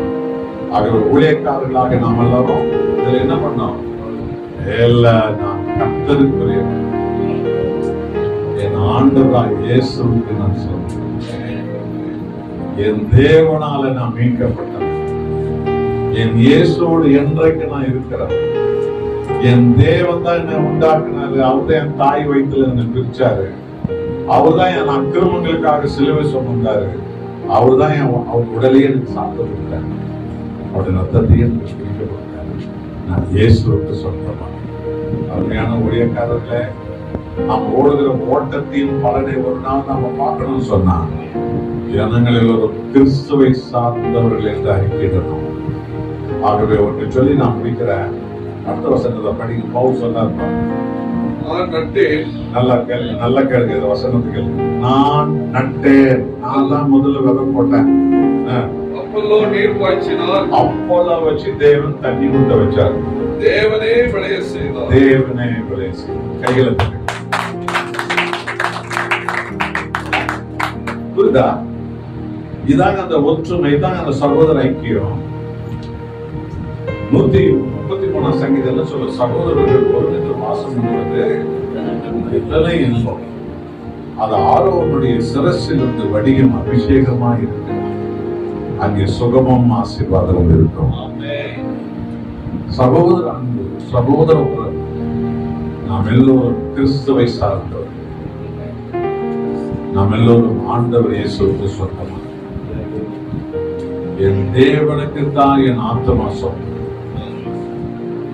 நாம் எல்லோரும் ஆண்டவருடைய வேலைக்காரர். நீங்க யாரும் எங்களுக்கு சொந்தம் இல்லை. உங்களுக்கு யாரும் தலைவர்கள் நாங்க கிடையாது. நாங்க யாரும் உங்களுக்கு எஜமான்களோட கிடையாது. எங்களோட ஐக்கியப்பட்டு ஊழியம் பண்றது யாரும் எங்களுக்கு அடிமையா கிடையாது. எங்களுக்கு வேலைக்காரன் கிடையாது. சகோதர அன்புல நாம் எல்லாரும் ஒரு அனுபவத்தில் நடக்கிறது. மற்ற எல்லா தம்பி தங்கச்சி அண்ணன் தம்பி உறவோட நண்பா. நம் ஆண்டவர் இயேசுவே நம்முடைய எஜமான். அவரே என்னுடைய எஜமான். நான் கிறிஸ்துவுக்குரிய, நான் இயேசுவுக்கு. ஆகிய நண்பான தேவ ஜனங்களே, தயவு செய்து இது இறுதி காலம். இந்த இறுதி காலத்துல இன்னைக்கு டிவியில வாட்ஸ்அப்ல நிறைய புரிச்சிருந்தா தன்னை ரொம்ப மேல போக்கஸ் பண்ணி காமிச்சிருக்கிறான். நான் அங்க போனா அது நடந்துச்சு, நான் அங்க போனா இது நடந்துச்சு, நான் அங்க போனா அது நடந்துச்சு, நான் பல்லூர் போனா அது நடந்துச்சு. இவனுங்க உலகமெல்லாம் போக சொன்னா, தெருவெல்லாம் போக சொன்னா, ஊரெல்லாம் போக சொன்னா, ஆஸ்பத்திரிக்கு போக சொன்னா, கஷ்டப்படுறவங்க போக சொன்னா, இந்த வேலையை இவனுங்க செய்யாம இவனுங்களாவே பிரைவேட் பிளைன் வச்சுட்டு பல்லூருக்கெல்லாம் போயிருந்துக்கிறாங்க. போயிட்டு வந்துட்டு அதுக்கு பில்லு கேட்டுங்கிறாங்க பாருங்க. ஜனங்க கிட்ட கூட அனுப்பு, முதல்ல அனுப்பு. நீ வீடு கட்டலையோ நான் கட்டணும் அனுப்புவேன். இத்தனையோ தெரியலையோ அனுப்பு. நீ கார் வாங்கினே ஒண்ணு வாங்கலையோ நான் வந்து மெர்சிடஸ்ல போகணும், அனுப்பு அனுப்பு அனுப்பு அனுப்பு அனுப்பு அனுப்பு அனுப்பு அனுப்பு அனுப்பு. நீ பல்லவ போறியோ பாதாளம் போறியோ என்கிறதுக்கு முதல்ல காசு. அதுதான் ஆண்டவர் இயேசுவுக்கு யார் வேணும்? நீதான் வேணும். உலகத்தாருக்கு யார் வேணும்? நம்ம காசு தான் வேணும். இயேசுவுக்கு யார் வேணும்? இதுதான் அந்த உண்மை ஊழியக்காரர்களுடைய வாக்கு. நீங்க தாங்க ஆண்டவர் வேணும். நீங்க தான் உங்க காசு நீங்களே வச்சு நீங்க தான் கண்டுபிடிக்கணும். ஆக பவுல் சொல்றாரு பாத்தீங்களா, நான் நட்டு என்னை வச்சு ஆண்டவர் அங்க விதைக்க வச்சார். அப்புறமா என்ன வேற ஒரு ஊருக்கு அனுப்பிட்டாரு. அப்புறம் பார்த்தா அப்பால வாங்கிக்கிறாரு. அனுப்பி என்ன பண்ணாரு, தண்ணி ஊத்த வச்சாரு. யோசிச்சு பாருங்க, என்ன நட சொல்றதுக்கு அனுப்பினாரு, எஜமான அனுப்பினாரு. நட்டுட்டேன், நான் போயிட்டேன், வேற ஊர்ல நடந்து இல்லை, நான் போயிட்டேன். அப்புறம் பார்த்தா அப்போலோ அனுப்பிக்கிறாரு. அப்போலோ தண்ணி ஊத்திக்கிறாரு. கடைசியில பெரிய மரமா தோட்டமா வந்திருக்குது. யாரான்னு பார்த்தா தேவனே வளருது. ஹல்லேலூயா. சொல்லிட்டு முடிவே சொல்றாரு. படிங்க, இப்போ நம்ம முடிக்க போறோம். அப்படி இருக்க நடுகிறவனாலும் ஒன்றுமில்லை, ஒன்றும் இல்ல, நீர் பாய்ச்சுகிறவனாலும் ஒன்றுமில்லை, நீர் பாய்ச்சறனாலும் ஒன்றும் இல்ல, விளைய செய்கிற தேவனாலே எல்லாம் எல்லாரும் அம்மா உமக்கே மகிமை சொல்லுங்க. இயேசுவே உமக்கே மகிமை. ஆண்டவரே, நான் உலகத்தான் அல்ல, நான் கிறிஸ்துவுக்குரியவன். நீரே என் எஜமானன், நீரே என் எஜமானன், நீரே என் ஆத்தும மனவாளன். அப்பா, நான் உமக்கே சொந்த அப்பா. நான் உண்மையே நோக்கி பார்க்கணும், நான் உண்மையே மகிமைப்படுத்தணும், நான் உண்மையே எங்க உயர்த்தணும். ஆகவே அன்றைக்கு யோவான் சாந்தன் சொன்னது போலவே நான் தேய வேண்டும், அவர் வளரும். பரிசுத்தாவியால் நிரப்பின ஊழியக்காரர்கள் என்ன பண்ணுவாங்கன்னா, தங்கள் ஒரு நாளும் மேன்மைப்படுத்த மாட்டாங்க. ஆண்டவரை மேன்மைப்படுத்தும் போது ஆண்டவர் அவங்களை மேன்மைப்படுத்திருப்பார். ஏன்னா அவருடைய வாக்குத்தத்தம் என்ன? யோவான் 12:26, ஒருவன் எனக்கு ஊழியம் செய்தால் அவன் என்னை பின்பற்றி வர கடவுள். நான் எங்கே இருக்கிறேனோ அங்கே அவனும் இருப்பான். எனக்கு ஊழியம் செய்கிறவனை என் பிதா கனம் பண்ணுவான். அப்ப நாம நம்மளை பத்தி ரொம்ப கனம் பண்றதுக்கு நம்ம டைம் எடுக்கணுமா எடுக்கக்கூடாது? எடுக்கக்கூடாது. நம்மளை அழைத்தவர் அந்த வேலையை செய்யும். நம்மளை எங்க கனம் பண்ணணும் அங்க நம்மளை கனம் பண்ணணும். அது அவருடைய வேலை. நம்முடைய வேலையெல்லாம் என்ன தெரியுமா?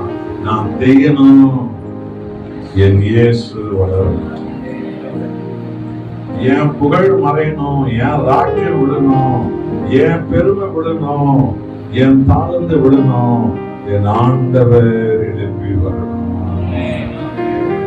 ஆகவே நான் நட்டேன், அப்பொழுது நீர் பாய்ச்சினார், தேவன் விளைய செய்தார். ஆக நடுகிறவனாலும் அல்ல, தண்ணி ஊத்துறவனாலும் அல்ல, விளைய செய்யற தேவனாலே எல்லாம். கடைசி வசனம் படிச்சிருக்க முடிப்போம். அவர்கள் அந்த கடைசி வசனம் படிங்க. அதே வசனத்துல படிச்சிருந்தீங்களா? 1 அதிகாரத்துல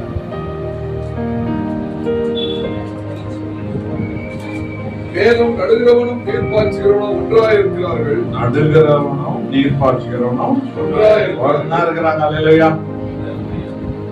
பாத்தீங்களா? எல்லாரும் வயசுல வித்தியாசமா இருப்பாங்க, பேச்சில வித்தியாசமா இருப்பாங்க, நடைமுறை பகுதியில வித்தியாசமா இருப்பாங்க. ஆனா கர்த்தருக்கு உங்க எல்லாரும்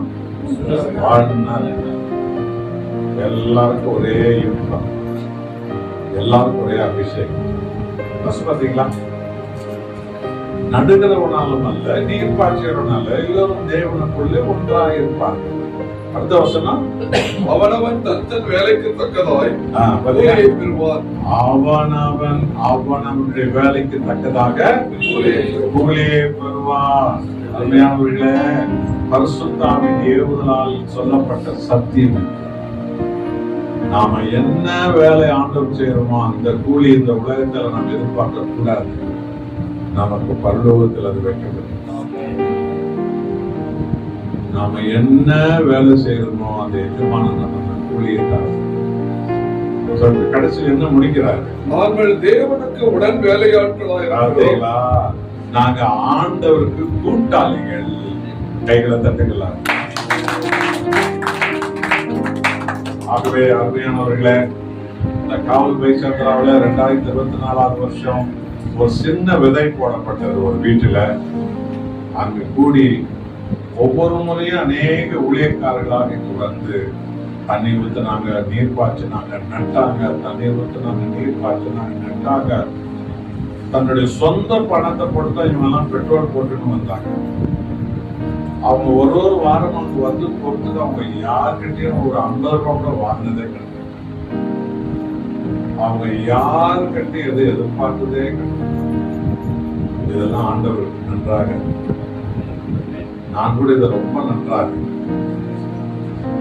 இவர் வந்து அருமையான ஆவிக்குரிய தம்பியார் மணி இருக்கிறாரு, சேவை இருக்கிறாரு. அவருக்கு நான் வந்து இங்க அவர் முன்னாடி இருந்தார், அவரும் நெல்சன் இருந்தாங்க. பிறகு அவருக்கு நான் சொன்னேன், நீங்க பெண்ணிப்பேட்டையில ரொம்ப வீக்கா இருக்கு சபை, அதனால தயவு செய்து நான் வேற 2 பேரை ஏற்பாடு பண்றேன், நீங்க பெண்ணிப்பேட்டை. அவர் வாக்குவாதமே பண்ணவே இல்லைங்க.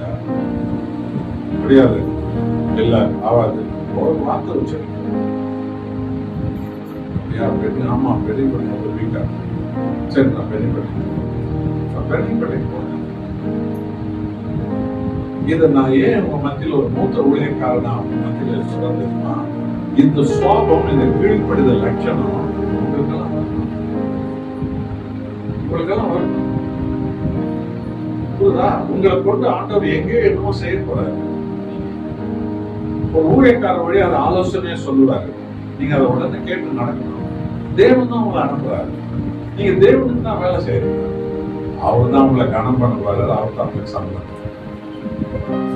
அப்புறம் டிசி பாளையத்துல ஆரம்பிக்கும் போது இவர் தான் அந்த இடத்துக்கு போனது. இவர் கூட இன்னொருத்தர் கூட போனாரு. இந்த இடத்துல 2-3 முறை வந்து போயிட்டார். இது போல தேவன் இந்த சபைக்கு எஜமானனா இருந்து ஆண்டவர் அவர் தெரிந்து கொண்ட அந்த பிள்ளைகளுடைய இதயத்தை வந்து பக்குவப்படுத்தி, என் ஆண்டவருடைய வசனம் எங்கே விதைக்கப்படணுமோ அங்கே நான் போவேன். பெண்ணிப்பேட்டை வந்து சாதாரணமான இடம் இல்லை, இவ்வளோ தூரம் இருப்பாரு பெண்ணிப்பேட்டை. அவர் ஒருத்தராகவே ஸ்கூட்டர்ல அவர் போயிட்டு பெண்ணிப்பேட்டையில ஊழியம் மட்டும் அவர் தெரிஞ்சு வந்தார். பிறகு அவர் வந்து திருவிருத்து கொடுக்கறதுக்கு பல நோயாளிகள்கிட்ட நான் அனுப்பினேன். அந்த ஆராதனை முடிஞ்சோடனே நீங்க திருவிருத்து எடுத்து அந்த நோயாளிகிட்ட போகணும், நான் போறேன். இந்த நோயாளிகிட்ட போறேன், நான் போறேன். இந்த நோயாளிகிட்ட போய் திருவிருத்து நான் போயிட்டு வரேன். அவர் போனார். அவர் மத்தியானம் சாப்பிட்டு அவர் உடனே போனார். ஒரு சில நேரத்துல சாப்பிடாதே போனாரு. எல்லாம் தேவன் அறிவார். இதான் அந்த அப்போஸ்தலர் நடவடிக்கைகள் என்பது. ஆகவே அந்த தேவனோடு உள்ள ஐக்கியம் உங்களை இது போன்ற சுவாபம் உள்ள குணநலன்கள் உள்ளவர்களாகவே பைபிள் சொல்கிறது, இறுதி வரை நிலை நிற்பவன் ரட்சிக்கப்படுவான். ஆனால் ரட்சிப்பு என்பது நம்ம உடல்ல உயிர் இருக்கிற வரைக்கும் உயர்வு தாழ்வு எல்லாவற்றிலும் நம்மை அர்ப்பணித்து, ஆண்டவரே நீர் என்னை எங்கு அனுப்புகிறீரோ அங்கு நான் போவேன், எங்கு நீ விதைக்க சொல்கிற அங்கு நான் விதைப்பேன். நான் பிசாசு பிடியில் இருந்தோம், சாப பிடியில் இருந்தோம், சாப நோயின் பிடியில் இருந்தோம், பல 1000 ஆத்துமாக்களை நான் ஆதாயம் பண்ணுவாங்க. என்னை அனுப்புவாங்க, நான் இருக்கிறேன். இதுதான் ஒரு ஊழியம் செய்ய வந்தவர்கள் இதயத்தில் வர வேண்டும். ஆகவே நண்பான தேவதன்கள் அப்போஸ்தலர் 16ஆம் அதிகாரத்துல பவுலும் மற்ற சீஷர்களும் ஒரு குறிப்பிட்ட இடத்துக்கு போறதுக்கு அவங்க திட்டம் போட்டு வைத்திருந்தாங்களாம். பைபிள் சொல்கிறது, பவுலே அதை சொல்றாரு. என்ன சொல்றாரு? நாங்க அந்த ஊருக்கு போறதுக்கு நாங்க திட்டம் போட்டு வச்சுன்னு இருந்தோம். என்ன சொல்றாரு? பிசியா தொடங்கி வந்து பித்தினியா, படிங்க அந்த வசனத்தை, 7ஆவது வசனம். அப்பொழுது பிசியா தேசம் மட்டும் வந்து பித்தினியா நாட்டுக்கு போக பிரயாணம் பண்ணினார்கள். நாங்கள் பித்தினியா தேசத்துக்கு போறதுக்கு பிரயாணம் ரெடி பண்ணியிருந்தாங்களா?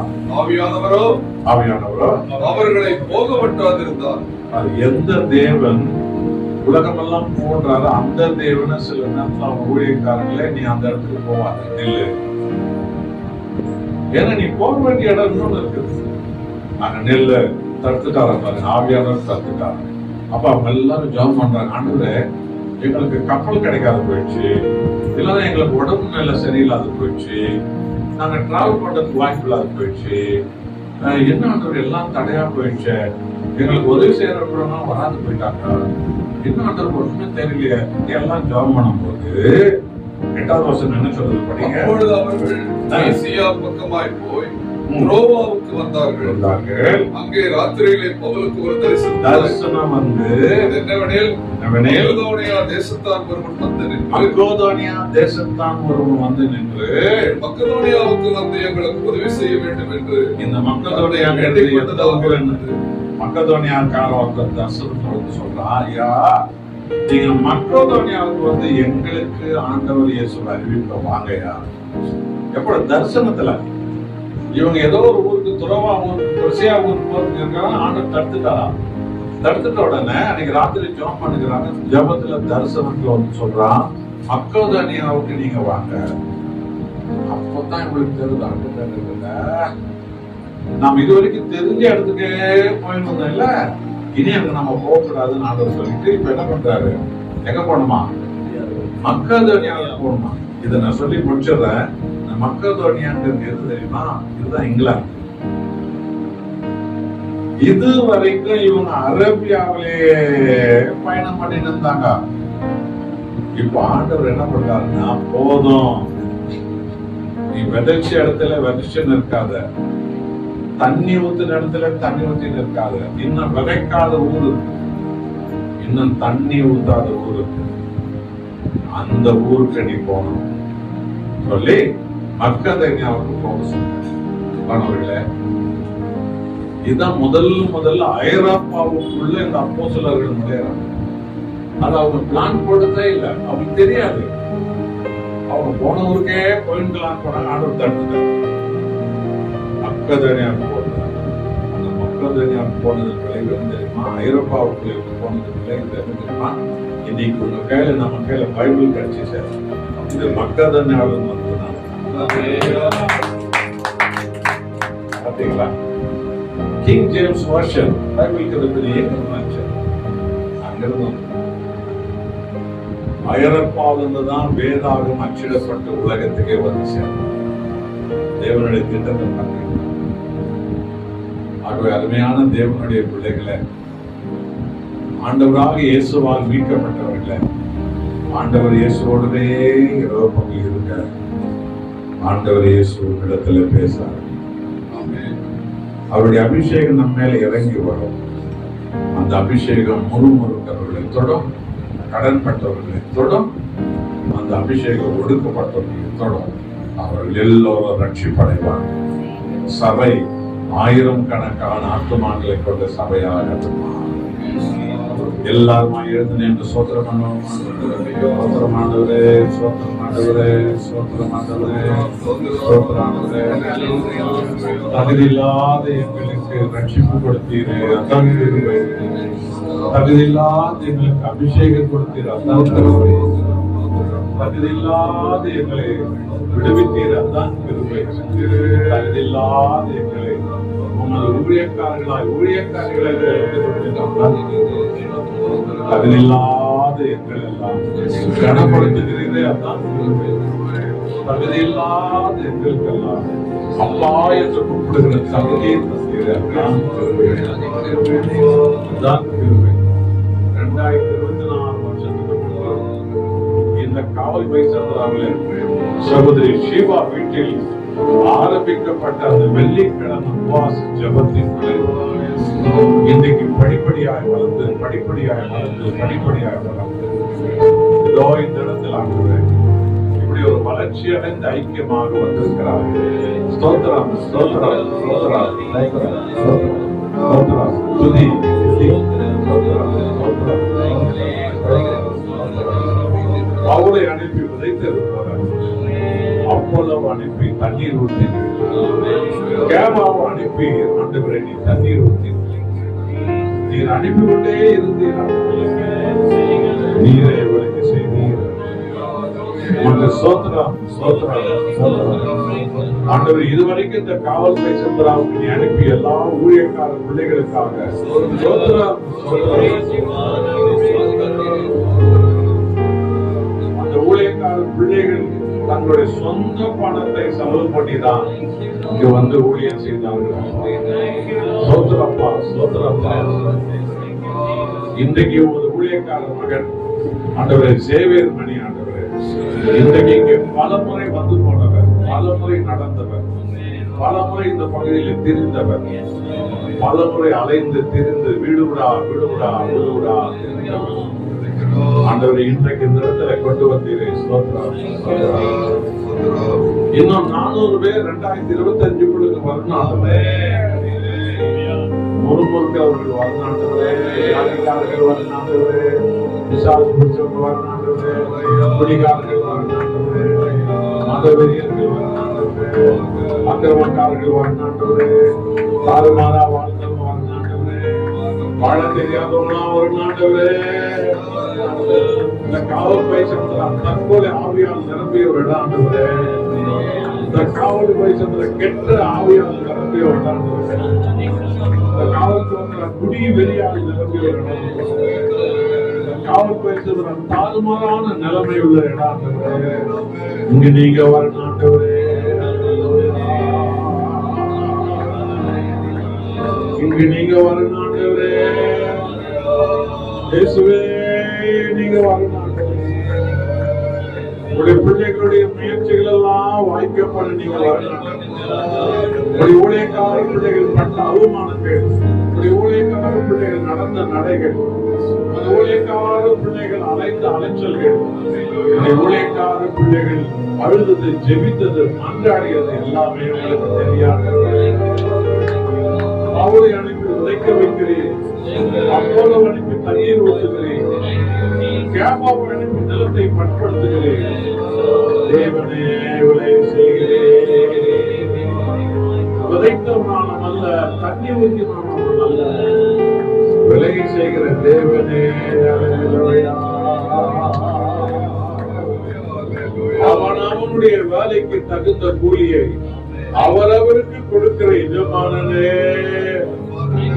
நீர் ஊழியக்கார பிள்ளைகளுக்கு கூலியாக இன்னும் 400 பேரை கொடுத்தாண்டவரே, இன்னும் 400 பேருக்கு வரணும் ஆண்டவரே, இங்க வரணும் ஆண்டவரே, இருக்கிற அத்தனை ஊழியக்கார பிள்ளைகளும் ஆண்டவர் பிள்ளான காட்டில் இன்னும் 400 பேர் வரணும். அந்த பாகலோட லேபட்ல அவங்க எல்லாம் இருக்கிறாங்க ஆண்டவர், 4 லட்சம் பேர் இருக்கிறாங்க. அங்க பிசாசு பிடிச்சவங்க, குடிகாரங்க, கெட்ட நடந்தவங்க, ஏவுதல் உள்ளவங்க 4 லட்சத்துக்கு மேல இருக்கிறாங்க.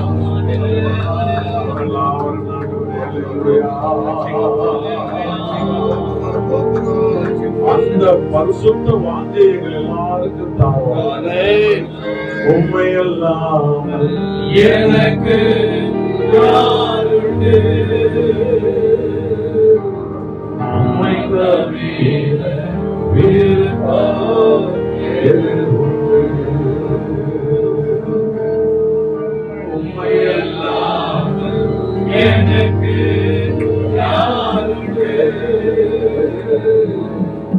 உம்மை தவிர விருப்பம் எது உண்டு,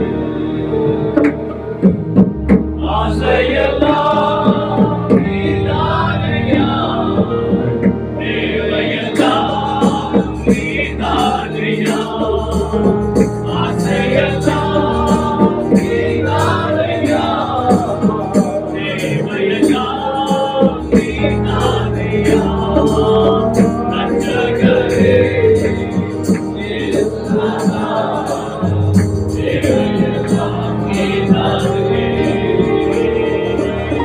ரட்சகரே இயேசுவா, தேவையெல்லாம் நீதானே, தேவையெல்லாம் நீதானே. அன்பின் பரலோக பிதாவே, பாதாள குழியிலிருந்து எங்களை தேடி கண்டுபிடித்தீர்கள், தூசி சாம்பலிலிருந்து எங்களை தேடி கண்டுபிடித்தீர்கள். உங்களுடைய ரட்சிப்பு என்கிற அந்த கிருபை நாங்கள் தர தகுதி இல்லாத ஒன்றை நாங்கள் பெற்றுக்கொள்ளும்படி செய்ததே கிருபை. கோடி கோடி ஆண்டவரே, இது மட்டும் இந்த காவல் பரிசந்திரா ஊழியத்தினுடைய நடவடிக்கைகளையும் இனி நாங்கள் செய்ய வேண்டிய ஊழியத்தினுடைய தரிசனங்களையும் இனி இந்த 400 ஜனங்களை தெரிந்து அடுத்த வருஷத்துக்கு கொண்டு வந்து சேர்க்கிறோம். ஆண்டவரே, ஒரு பெரிய சபையாக இதை நீர் எழுப்ப போகிறீர். ஏனால் அது உம்மாலதான் ஆகாது, எங்களால் அது ஆகாது, எங்களால் அது ஆகாது, உம்மாலதான். என்றால் நீதான் சபையின் எக்கம். மனம் இறங்குவீராக.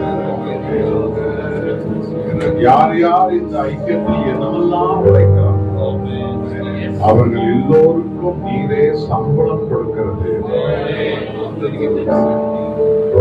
நீ மகிமைப்படுவீராக.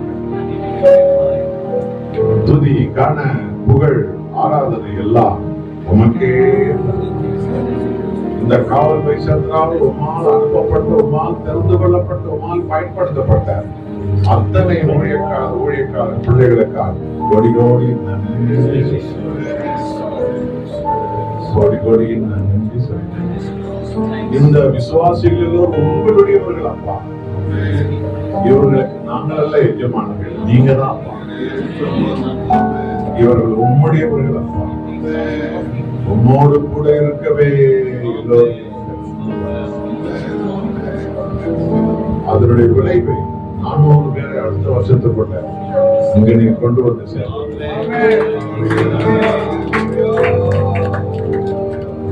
துதிக்கான மகிமைகள் உமக்கே தருகிறோம். இயேசுவின் நாமத்தில் பிதாவே.